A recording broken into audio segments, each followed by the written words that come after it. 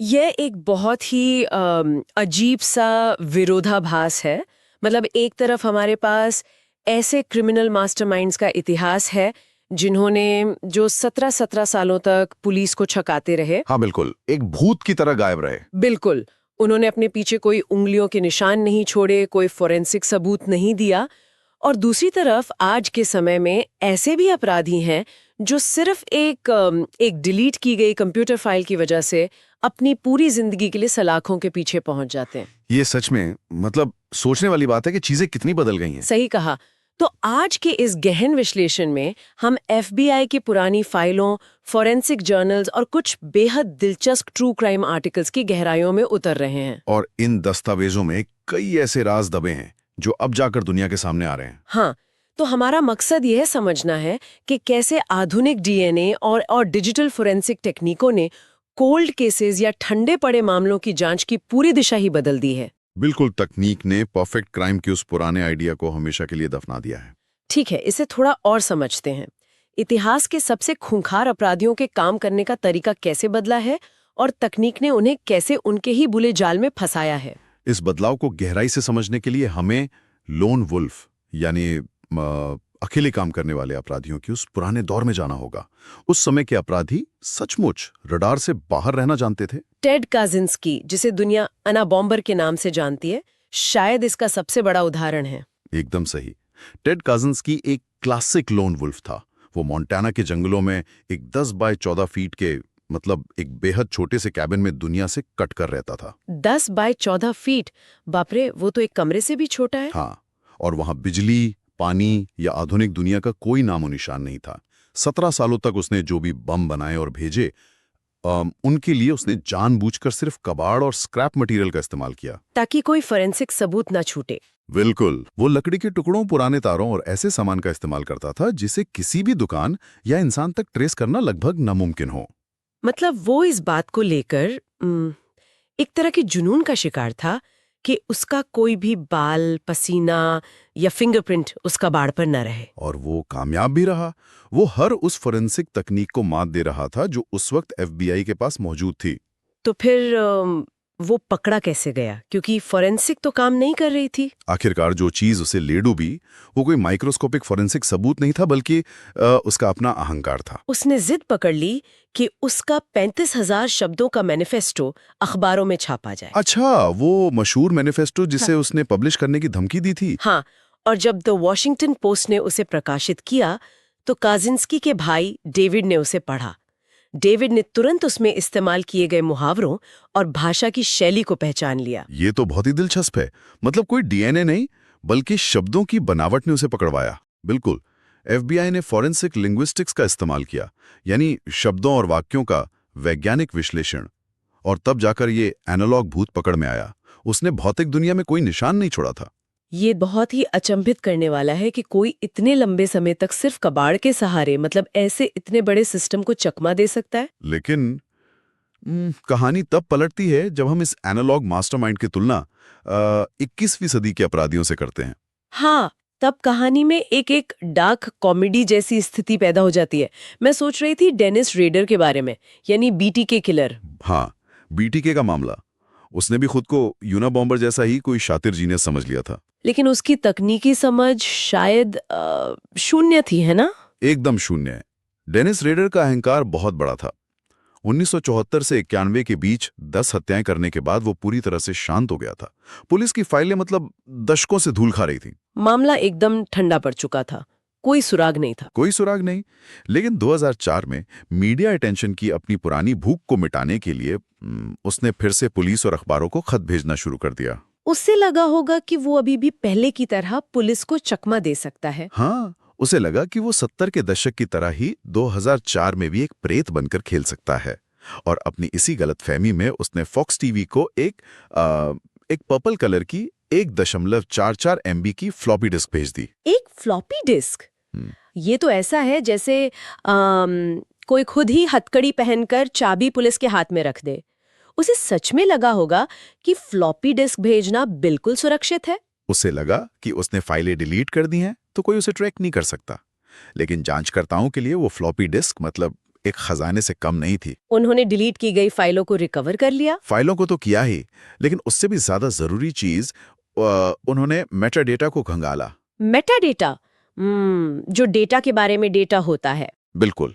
अगर इसे आसान भाषा में समझें तो जब भी हम किसी कंप्यूटर पर कोई फाइल बनाते हैं, जैसे माइक्रोसॉफ्ट वर्ड में कोई डॉक्यूमेंट, तो सॉफ्टवेयर चुपचाप उस फाइल पर एक अदृश्य डिजिटल वाटरमार्क लगा देता है, जो यूजर को स्क्रीन पे दिखाई नहीं देता। हाँ, वो दिखता नहीं है, लेकिन उसमें ये जानकारी होती है कि फाइल किस कंप्यूटर पर बनी, किस समय बनी और उस कंप्यूटर का रजिस्टर्ड नाम क्या है। अरे बाप रे! तो जब फोरेंसिक टीम ने उस मेटाडेटा को निकाला तो उसमें साफ साफ दो चीजें लिखी थी। आखिरी बार सेव करने वाले का नाम डेनिस था और कंप्यूटर क्राइस्ट लूथरन चर्च के नाम पर रजिस्टर्ड था। सच में? मतलब एक अदृश्य डिजिटल ठप्पा जिससे वो देख भी नहीं सकता था, उसने उसके 30 साल के छुपने के खेल को 1 सेकंड में खत्म कर दिया। कहानी यहीं खत्म नहीं होती। जब पुलिस ने पता किया कि क्राइस्ट लूथरन चर्च का प्रेसिडेंट डेनिस रेडर है, तो उन्होंने सर्वेलेंस फुटेज खंगालनी शुरू की। वो कैमरे वाली फुटेज। हाँ, उसने पहले एक और सुराग एक स्टोर के पास छोड़ा था, जहां के कैमरे में उसकी काली जीप चरों की कैद हो गई थी और चर्च के बाहर भी वही जीप खड़ी थी। कड़ियां बिल्कुल जुड़ने लगी थीं। और अंत में 1986 के क्राइम सीन से मिले डीएनए को उसकी बेटी के मेडिकल रिकॉर्ड से लिए गए डीएनए से मैच किया गया। डेनिस रेडर इतना हैरान था कि गिरफ्तारी के बाद उसने खुद कबूला, द फ्लॉपी डिड मी इन, यानी फ्लॉपी ने मुझे फंसा दिया। ये एक बहुत ही शानदार विरोधाभास है। अना बॉम्बर एक एनालॉग दुनिया का एनालॉग भूत था जिसने कोई सुराग नहीं छोड़ा, लेकिन बीटीके ने डिजिटल दुनिया में एक एनालॉग भूत बनने की कोशिश की और अपने ही डिजिटल पैरों के निशान में उलझकर औंधे मुंह गिर गया। डिजिटल फुटप्रिंट अपराधियों के लिए एक बहुत बड़ा जाल बन चुके हैं, लेकिन जब हम बायोलॉजिकल डेटा यानी डीएनए की तरफ मुड़ते हैं तो जांच का तरीका पूरी तरह से गेम चेंजर बन जाता है। यहाँ पर बात सच में दिमाग को हिला देने वाली हो जाती है। डीएनए टेस्टिंग कोई नई बात नहीं है, हम सब सालों से इसके बारे में सुन रहे हैं, लेकिन ये जो जेनेटिक जीनियोलॉजी या एफजीजी है, इसने मामलों को सुलझाने की पूरी प्रक्रिया को ही पलट कर रख दिया है। बिल्कुल। पारंपरिक डीएनए टेस्टिंग की एक बहुत बड़ी सीमा थी। वो क्या? अगर पुलिस को क्राइम सीन पर किसी हत्यारे का खून या बाल मिल भी जाए तो वे उसे सिर्फ अपने पुलिस डेटाबेस जैसे अमेरिका के कोडिस सिस्टम में डाल सकते थे। हाँ, और अगर उस हत्यारे का रिकॉर्ड पहले से डेटाबेस में नहीं है तो कोई मैच नहीं मिलेगा। एकदम सही।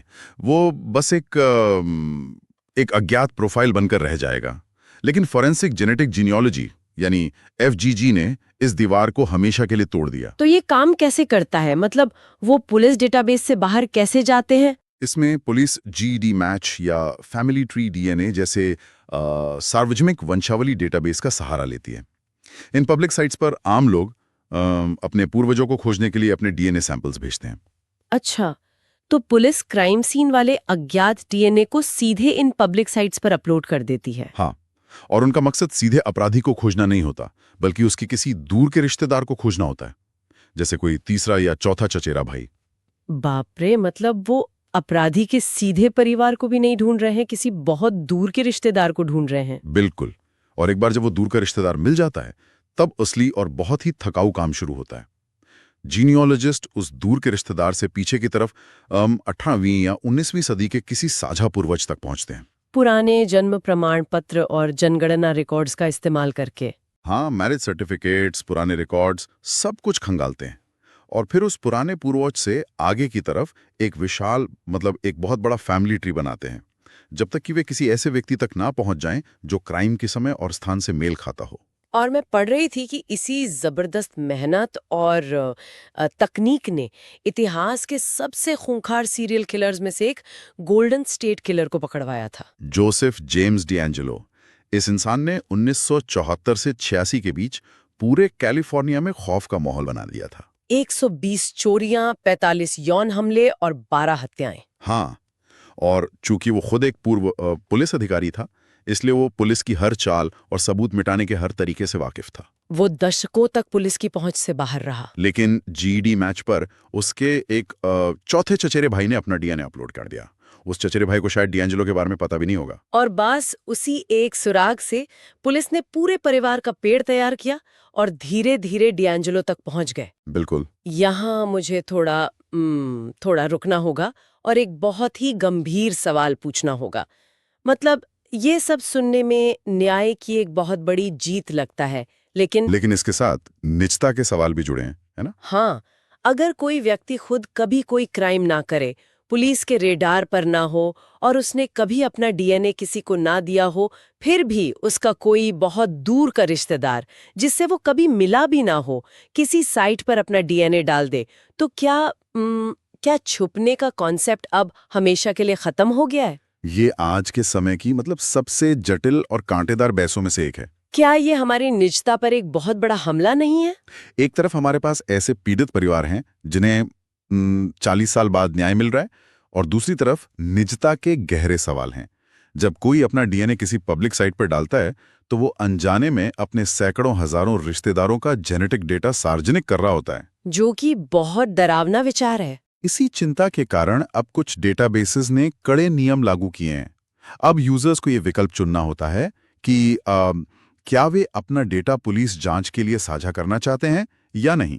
अच्छा, तो अब पुलिस के पास और क्या विकल्प बचते हैं अगर लोग ऑप्ट इन ना करें?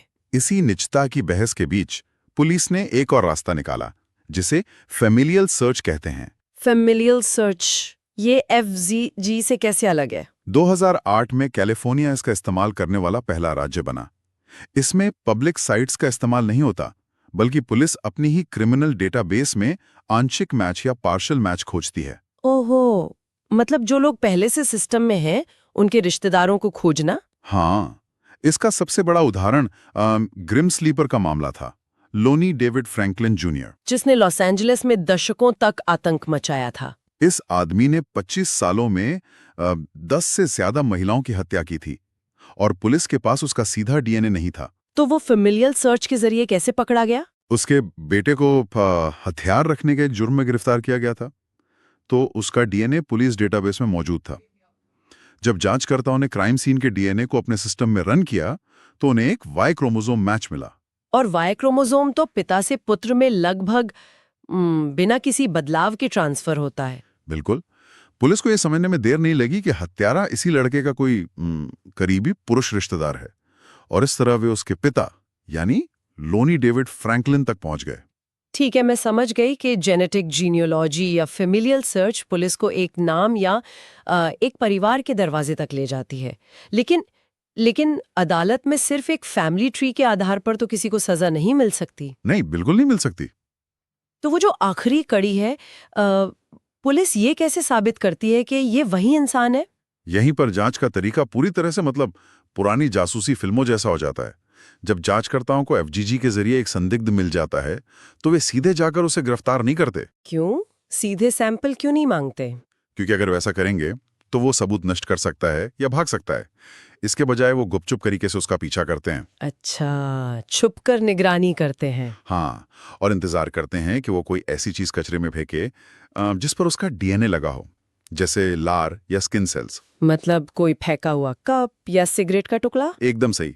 इसे फोरेंसिक भाषा में सरोगेट डीएनए या फेंका गया डीएनए कहते हैं। क्या बात है। यहाँ जो बात सबसे ज्यादा हैरान करने वाली है वो ये है कि 1986 के शेरी रासुमेन हत्याकांड का पर्दाफाश इसी तकनीक से हुआ था। शेरी रासुमेन, लॉस एंजलिस की वो घटना जिससे सालों तक सिर्फ एक डकैती माना गया था। हाँ, उस मामले में डकैती सिर्फ एक दिखावा थी। शेरी की हत्या उसके घर में की गई थी। फाइल दशकों तक बंद रही, लेकिन 2004 में जब उस फाइल से धूल हटाई गई तो शेरी की शरीर पर मिले काटने के निशान से लार के अंश निकालकर उनका डीएनए टेस्ट किया गया। और नतीजा क्या निकला? नतीजा चौंकाने वाला था। वो डीएनए किसी पुरुष लुटेरे का नहीं, बल्कि एक महिला का था। एक महिला? हाँ, और जब जांच गहराई में गई तो शक की सुई लॉस एंजल्स पुलिस विभाग की ही एक डिटेक्टिव स्टेफनी लाजरस पर जाकर टिक गई। एक पुलिस वाली? मतलब वो शेरी की जान पहचान की थी? वह शेरी के पति की एक्स गर्लफ्रेंड थी। कल्पना कीजिए, एक हत्यारी पुलिस अधिकारी बनकर सालों तक केस सॉल्व कर रही थी। बाप रे, ये तो सच में रोंगटे खड़े कर देने वाला है। तो पुलिस ने अपनी ही अफसर का डीएनए कैसे लिया? 2009 में जब एलएपीडी को अपनी ही एक ऑफिसर पर शक हुआ तो उन्होंने बेहद सतर्कता से उसका पीछा किया। एक दिन वो कॉस्को स्टोर गई खरीदारी करने। हाँ, और वहां से कुछ पीने के बाद उसने अपना इस्तेमाल किया हुआ कप एक कूड़ेदान में फेंक दिया। जांचकर्ताओं ने तुरंत उस कप को उठा लिया। और उस कप पर लगी लार से डीएनए मैच हो गया? बिल्कुल। उस कप के किनारे पर लगी लार से जो डीएनए मिला, वो 23 साल पहले शेरी के शरीर पर मिले काटने के निशान के डीएनए से पूरी तरह मैच कर गया। एक कॉस्को का कप और 23 साल पुराना राज खुल गया। ये सच में अविश्वसनीय है। लेकिन मैं ये सोच रही थी कि क्या इस तकनीक की कोई समय सीमा है? समय सीमा से आपका मतलब? मतलब हम कितने पुराने मामलों को सुलझा सकते हैं?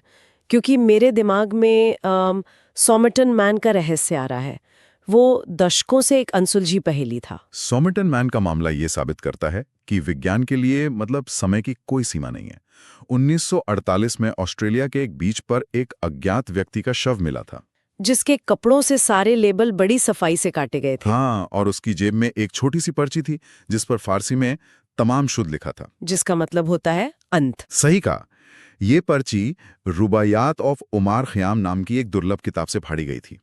और सबसे अजीब बात थी एक रहस्यमयी कोड जिसे आज तक दुनिया का कोई भी क्रिप्टोग्राफर नहीं सुलझा पाया है। तो दशकों तक यही माना जाता रहा कि वो कोई सोवियत जासूस था। हाँ, और ये रहस्य 1948 से लेकर 2022 तक अनसुलझा रहा। फिर अचानक 74 साल बाद हमें उसका नाम पता चल जाता है। ये कैसे संभव हुआ? इसका श्रेय प्रोफेसर डेरेक एबर्ट और जीनियोलॉजिस्ट कोलिन एम फिट्जपैट्रिक को जाता है। 1948 में पुलिस ने उस अज्ञात व्यक्ति के चेहरे का एक प्लास्टर बस्ट या सांचा बनाया था। अच्छा, वो जो पुलिस रिकॉर्ड के लिए बनाते हैं। हाँ, उस सांचे को बनाते समय उसके सिर और शरीर के कुछ बाल प्लास्टर में फंसकर सूख गए थे। बाप रे! और वो बाल इतने सालों तक बचे रहे? दशकों बाद उन बालों की जड़ों से, जो प्लास्टर के अंदर सुरक्षित बच गई थी, डीएनए निकाला गया। वो डीएनए बहुत ही खराब हालत में था, लेकिन तकनीक इतनी आगे बढ़ चुकी है कि उन्होंने उससे एक प्रोफाइल तैयार कर लिया। और फिर से जेनेटिक जीनियोलॉजी का इस्तेमाल हुआ। बिल्कुल। और उस व्यक्ति की पहचान कार्ल वेब के रूप में हुई, जो मेलबर्न का एक इलेक्ट्रिकल इंजीनियर था। तो वो कोई जासूस नहीं था? कोई जासूस नहीं, बल्कि एक साधारण इंसान जिसका एक बहुत ही जटिल अतीत था। ये बिल्कुल एक बायोलॉजिकल टाइम मशीन की तरह है। मतलब आप 1948 की तकनीक को चकमा देने के लिए एक परफेक्ट क्राइम सीन सेट कर सकते हैं। हाँ, आप अपने कपड़ों के लेबल काट सकते हैं, पहचान के सारे कागज नष्ट कर सकते हैं, लेकिन आप ये नहीं सोच सकते कि 74 साल बाद आपके चेहरे के प्लास्टर में फंसे एक बाल से आपकी पूरी वंशावली का पता लगा लिया जाएगा। ये सच में अकल्पनीय है, जब कोई उन पुरानी फाइलों को दोबारा खोलने की जहमत उठाए। कई बार ये दबाव पुलिस विभाग के अंदर से नहीं, बल्कि बाहर से आता है। मतलब पब्लिक की तरफ से? हाँ, आज के समय में ट्रू क्राइम मीडिया जैसे किताबें, पॉडकास्ट्स और डॉक्यू सीरीज एक बहुत बड़े उत्प्रेरक या कैटलिस्ट का काम कर रहे हैं। हाँ, बिल्कुल। और यहाँ मिशेल मैकनमारा की भूमिका को कौन भूल सकता है? उनकी किताब ने तो सच में भूचाल ला दिया था। I'll be gone in the dark। उसी किताब ने तो गोल्डन स्टेट किलर के मामले को जनता के जहन में दोबारा जिंदा किया था। मिशेल मैकनमारा ने उस केस को लेकर जो जुनून दिखाया, उसने कैलिफोर्निया पुलिस पर भारी दबाव बनाया। यहाँ तक कि उन्होंने ही उस अज्ञात अपराधी को गोल्डन स्टेट किलर का नाम दिया था, जिसने उसे एक वैश्विक रहस्य बना दिया। बिल्कुल। उनकी अथक रिसर्च और जनता के दबाव के कारण ही जांच के लिए नए सिरे से फंड्स जारी हुए और आखिरकार डिएंजेलो पकड़ा गया। अगर हम इसे बड़ी तस्वीर से जोड़कर देखें तो ट्रू क्राइम मीडिया का इम्पैक्ट बहुत गहरा है। और अगर हम मीडिया के सीधे दखल की बात करें तो वो रॉबर्ट डस्ट का मामला तो टीवी इतिहास के सबसे हास्यास्पद और पागलपन भरे पलों में से एक है। रॉबर्ट डस्ट न्यूयॉर्क का एक बेहद अमीर रियल एस्टेट वारिस था। उस पर अपनी पत्नी और फिर अपनी दोस्त सुसान बर्मन की हत्या का गहरा शक था। लेकिन वो हमेशा कानून के फंदे से फिसल जाता था, है ना? हमेशा। लेकिन जब उस पर द जिंक्स नाम की एक डॉक्यू सीरीज बनी तो अपने अहंकार में वो इंटरव्यू देने के लिए तैयार हो गया। और वहीं उसने सबसे बड़ी गलती कर दी। इंटरव्यू के बीच में वो वॉशरूम गया, लेकिन वो ये भूल गया कि उसका लैपल माइक्रोफोन अभी भी ऑन है। वॉशरूम में अकेले होने पर वो खुद से बड़बड़ाने लगा, मैंने क्या किया है, उन सबको मार डाला और क्या। बाप रे, ये तो एक अकल्पनीय पल था। मतलब कैमरे पर या कहे माइक पर अपना जुर्म कबूल कर लिया। और जिस रात उस डॉक्यू सीरीज का अंतिम एपिसोड प्रसारित हुआ, ठीक उसी रात डस्ट को सुजैन बर्मन की हत्या के आरोप में गिरफ्तार कर लिया गया। एक और अपराधी जो अपने ही अहंकार और तकनीकी अज्ञानता का शिकार हुआ। लेकिन मुझे लगता है मीडिया का काम सिर्फ अपराधियों को पकड़वाना नहीं है। आपका क्या मतलब है? कई बार ट्रू क्राइम मीडिया हमें ये भी दिखाता है कि जब सिस्टम गलती करता है तो उसके परिणाम कितने भयानक हो सकते हैं। बिल्कुल सही बात है। और यहाँ एक बात स्पष्ट करना जरूरी है। हम सिर्फ उन मूल स्रोतों और ऐतिहासिक दस्तावेजों की रिपोर्टिंग कर रहे हैं। हम किसी भी राजनीतिक या वैचारिक पक्ष का समर्थन नहीं कर रहे हैं। हाँ, हमारा मकसद सिर्फ ये देखना है कि जांच प्रक्रिया और फॉरेंसिक गलतियों का क्या असर होता है। सही कहा। और इसका सबसे बड़ा उदाहरण है ऑस्ट्रेलिया का अजारिया चैम्बरलिन केस, जिसे डिंगो बेबी केस भी कहा जाता है। वो 1980 वाला मामला। हाँ, लिंडी चैम्बरलिन ने दावा किया था कि एक जंगली कुत्ते यानी डिंगो ने उनके टैन से उनके बच्चे को उठा लिया है। लेकिन उस समय की खराब फॉरेंसिक जांच और एक पक्षपाती मीडिया ट्रायल ने लिंडी को ही कातिल बना दिया। लेकिन फॉरेंसिक टीम से इतनी बड़ी गलती हुई कैसे? कार के अंदर मिले एक साउंड डेडनिंग स्प्रे के केमिकल को फॉरेंसिक टीम ने गलती से बच्चे का खून मान लिया था। अरे बाप रे, मतलब एक केमिकल को खून समझ लिया। हाँ, और सालों बाद a perfect storm, case file और योर रॉन्ग अबाउट जैसे पॉडकास्ट ने इस पूरे मामले को उधेड़ कर रख दिया। उन्होंने दिखाया कि कैसे एक माँ को गलत तरीके से फंसाया गया था। तो इन शोज ने आम लोगों को एक तरह से सिटीजन स्लूथ या नागरिक जासूस बना दिया है। बिल्कुल, जो दस्तावेजों की जांच करते हैं और सिस्टम को पुरानी गलतियों को सुधारने के लिए मजबूर करते हैं। तो इस सब का मतलब क्या है? अगर हम आज की इस पूरी बातचीत के धागों को एक साथ पिरोएं, तो एक बात बिल्कुल शीशे की तरह साफ हो जाती है। वो ये कि कोई भी हमेशा के लिए नहीं छुप सकता। बिल्कुल। दशकों पहले जो अपराधी खुद को अजेय मानते थे, वे आज के हाईटेक फोरेंसिक विज्ञान और डिजिटल मेटा डेटा के सामने बिल्कुल बेबस हैं। सही कहा। चाहे वो 40 साल पुराना बाल हो, कॉस्को के कप पर लगी लार हो, या फिर किसी फ्लॉपी डिस्क का डिलीट किया गया डेटा, हर एक चीज अपनी कहानी खुद बयां कर रही है। और न्याय मिलने में भले ही 50 साल की देरी हो जाए, लेकिन जेनेटिक जीनियोलॉजी और एक जागरूक समाज की बदौलत अब कोई भी कोल्ड केस हमेशा के लिए दफन नहीं किया जा सकता। बिल्कुल सही। और अंत में सुनने वालों के लिए एक ऐसा विचार है जो हम सभी को थोड़ा परेशान भी कर सकता है और सोचने पर भी मजबूर कर सकता है। वो क्या? आज हमने देखा कि कैसे 20 साल पुरानी एक फ्लॉपी डिस्क का अनदेखा मेटा डेटा और किसी चौथे चचेरे भाई का डीएनए दशकों पुराने मामलों को सुलझा सकता है।